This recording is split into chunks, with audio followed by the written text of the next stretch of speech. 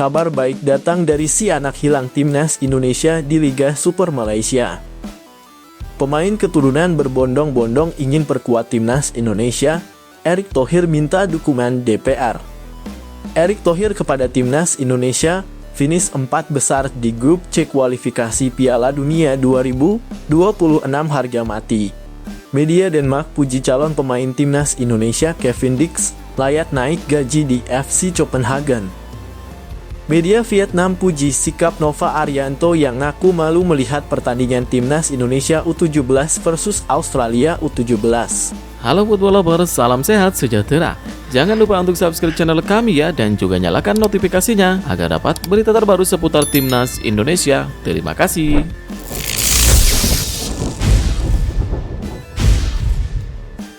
Kabar baik datang dari si anak hilang timnas Indonesia di Liga Super Malaysia. Melansir dari Stadium Astro, Sadil Ramdhani terpilih sebagai pemain terbaik minggu ini. Sadil memberikan penampilan apiknya saat membela Sabah FC melawan Penang pada pekan ke-12 di City Stadium Penang, Jumat 25 Oktober 2024. Pemain yang lama absen membela timnas Indonesia itu mencetak gol pembuka Sabah FC pada menit kedua. Ia terakhir kali membela timnas Indonesia pada laga persahabatan melawan Libya pada Januari 2024. Sadil melesatkan bola jarak jauh dari luar sisi kanan kotak penalti. Bola tendangannya melengkung lalu masuk ke dalam gawang Penang sisi pojok. Sabah FC akhirnya menang dengan skor 4-0. 3 gol lainnya kemudian dicetak oleh Gabriel Perez, Stuart Wilkin, dan Dominic Tan. Saat ini Sabah FC ada di posisi ketiga klasemen dengan 20 poin. Tim besutan Ong Kim Sue itu selisih 14 poin dari pemuncak klasemen Johor Darul Takzim. Sabah FC selisih 6 poin dari peringkat kedua, Selangor. Hari ini, Sabah FC akan menghadapi Kedah pada pekan ke-13 pukul 17.45 waktu Indonesia Barat.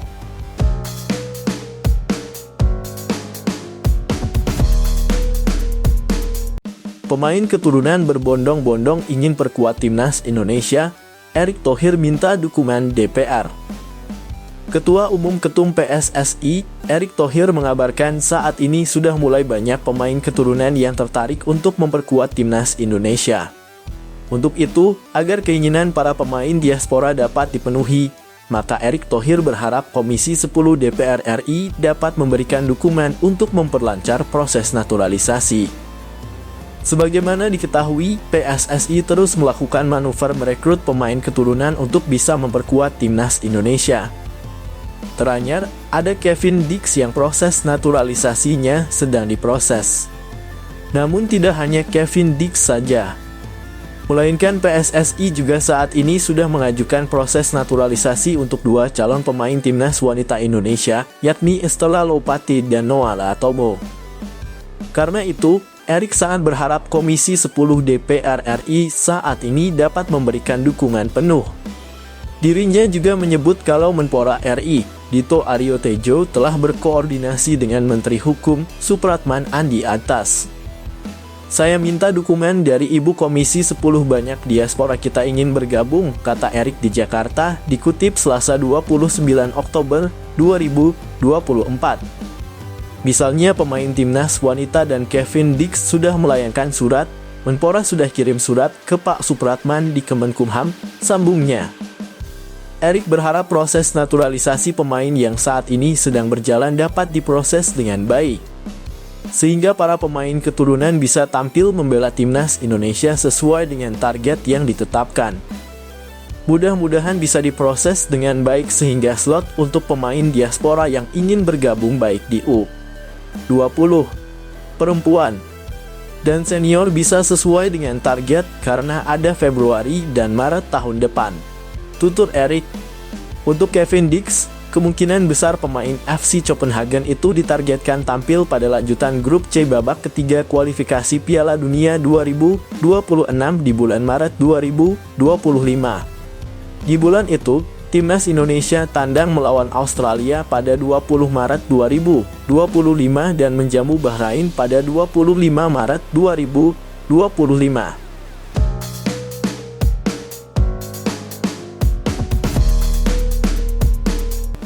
Erick Thohir kepada Timnas Indonesia, finish 4 besar di grup C kualifikasi Piala Dunia 2026 harga mati.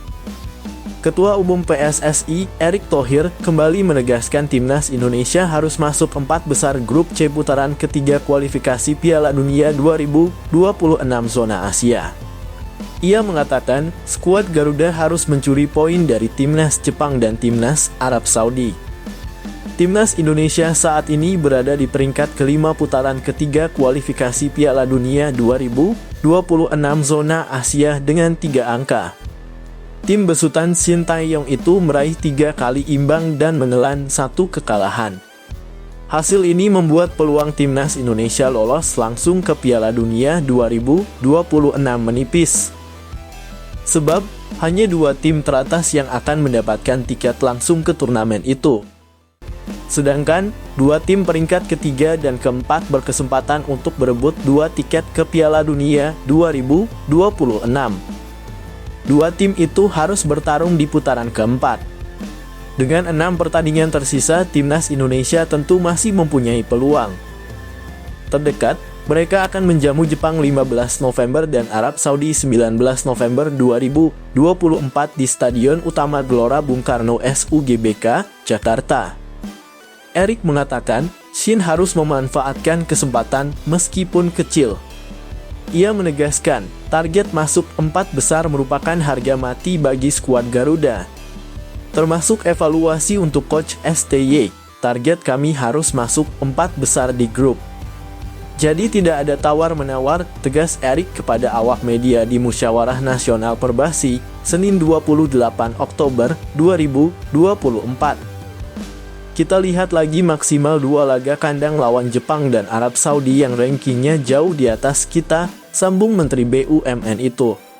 Kembali lagi, kalau kita dapat poin di 2 game ini bisa jadi tabungan untuk masuk ranking 3 atau 4 supaya bisa playoff lagi, tutup Erick. Kans Indonesia cukup terbuka melihat klasemen. Jepang menghuni posisi teratas dengan 10 poin. Sementara, Timnas Australia, Arab Saudi, dan Timnas Bahrain bertengger di urutan 2-4 dengan nilai 5.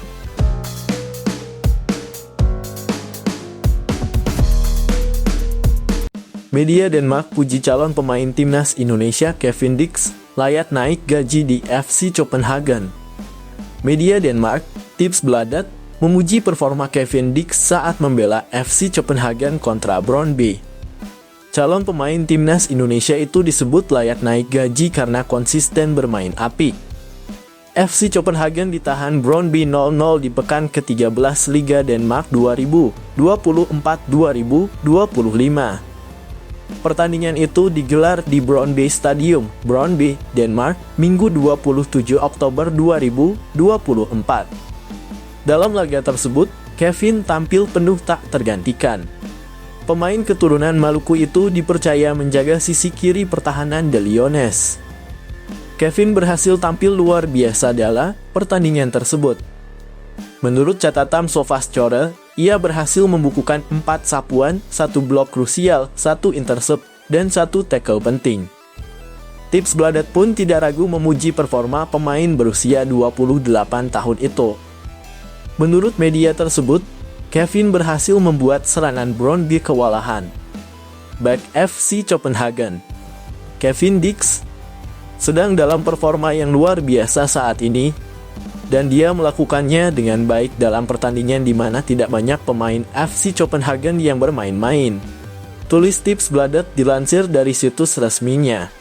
Senin 28/10/2024. Banyak menghalangi dan terutama memberikan bantuan kepada Georgi Gojholaishvili yang mematikan, sambungnya. Berdasarkan performanya dalam laga tersebut, Tipsbladet menilai Kevin layak untuk naik gaji. Dengan begitu, ia bisa memperpanjang kontraknya bersama FC Copenhagen. Sune Smith Nielsen, direktur olahraga FC Copenhagen, harus mempertimbangkan untuk memberikan kenaikan gaji yang besar agar Kevin Dix memperpanjang kontraknya, tulis Tipsbladet.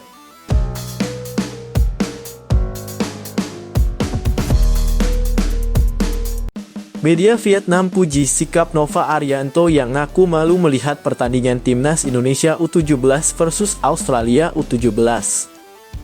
Media asal Vietnam, Soha, memuji sikap jujur pelatih Timnas Indonesia U17.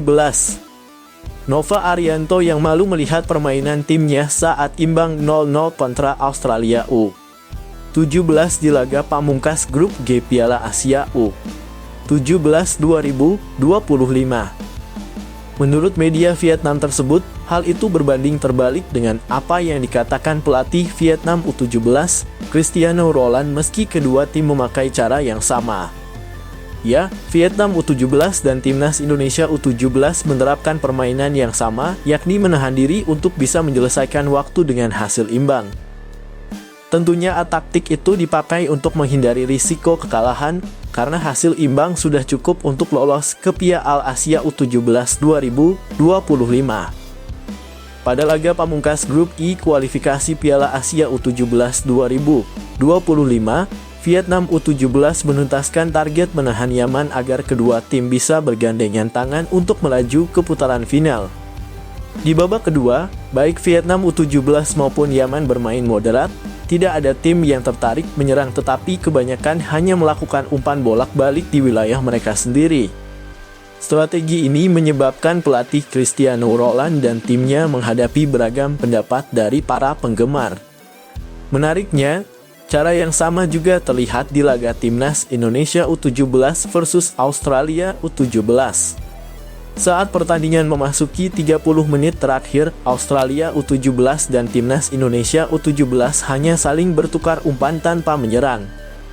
Di penghujung pertandingan, kedua tim bermain imbang 0-0 sehingga merebut tiket ke Piala Asia U17 2025. Usai laga, Nova Arianto mengaku melihat permainan Timnas Indonesia U17 versus Australia U17 yang hanya main-main memulur waktu karena tidak ada yang berusaha menyerang. Namun, ia menilai cara itu terpaksa dilakukan demi menghindari risiko dan tetap lolos ke Piala Asia U17 2025. Soal pertandingan, jujur saja secara pribadi sebagai pelatih saya merasa sangat malu. Namun, ini adalah sesuatu yang harus kami terima. Kami terpaksa bermain sedemikian rupa untuk merebut tiket ke babak selanjutnya, kata Nova Arianto usai laga, dikutip Senin 28 Oktober 2024. Setelah jeda, saya mendengar bahwa jika kami mendapat hasil imbang, kami bisa lolos.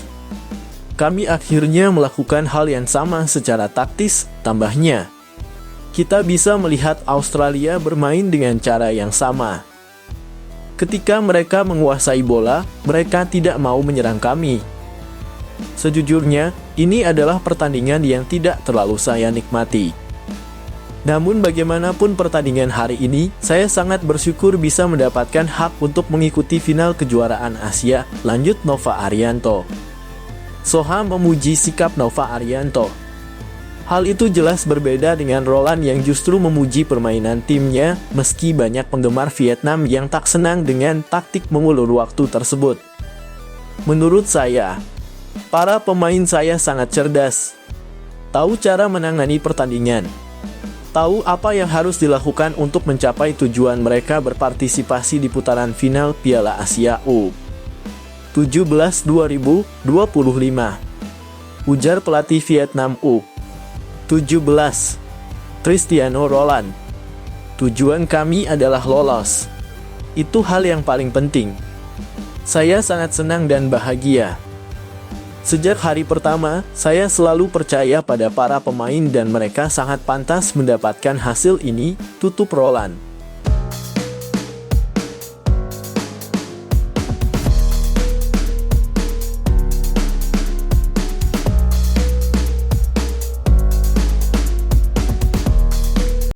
Shin Tae-yong pernah telan pil pahit dari pelatih baru Arab Saudi, Hervé Renard.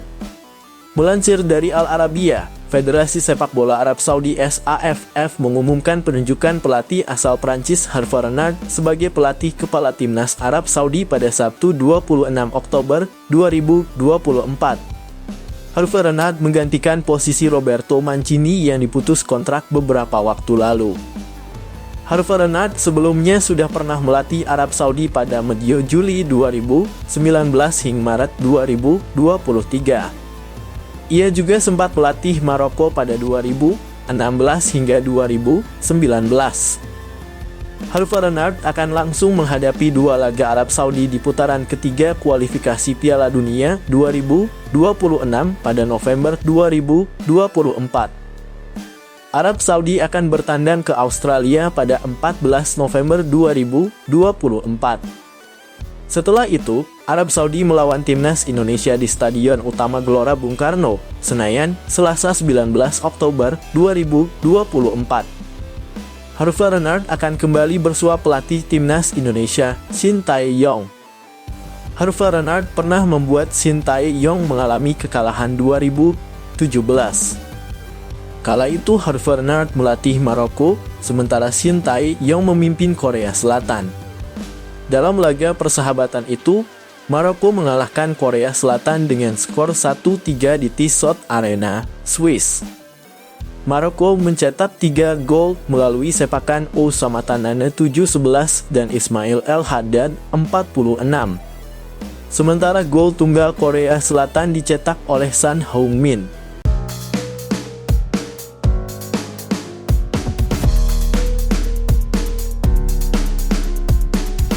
Langkah sigap PSSI cegah supporter bandel di laga Timnas Indonesia versus Jepang dan Arab Saudi, ingin tambah jumlah steward. Hal ini disampaikan Sekretaris Jenderal Sekjen PSSI, Yunus Nusi. Dia mengatakan, PSSI sudah belajar dari kejadian laga melawan Australia beberapa waktu lalu. Saat itu, banyak supporter bandel tanpa tiket memaksa masuk ke SUGBK. Beberapa di antaranya bahkan berhasil merangsek masuk sampai tribun penonton. Ya, kita komunikasi dengan pihak keamanan. Dan kami dapat arahan dari ketum PSSI untuk menambah steward terutama di dalam dan tentu juga ada beberapa tim yang di luar akan kami siapkan yang pasti lawan Arab Saudi dan Jepang tidak ada masalah.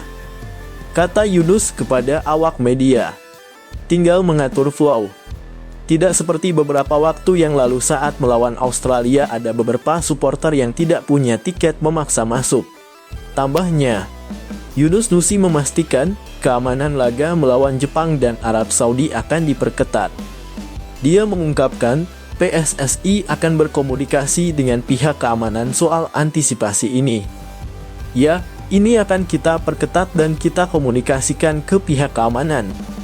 Jadi nanti ada pihak keamanan yang mengatur secara langsung di stadion bagaimana kita bisa mengatasinya, jelas Yunus. Timnas Indonesia sendiri akan menjamu Jepang pada 15 November 2024. Kemudian, laga dilanjutkan dengan melawan Arab Saudi pada 19 November 2024. Kedua laga itu akan digelar di Stadion Utama Gelora Bung Karno SUGBK, Jakarta. Dua pertandingan itu merupakan lanjutan grup C putaran ketiga kualifikasi Piala Dunia 2026 zona Asia. Adapun, Timnas Indonesia saat ini sedang mencari kemenangan pertama di grup C. Skuad Garuda diketahui telah melalui 4 pertandingan dengan catatan 3 kali imbang dan 1 kali kalah.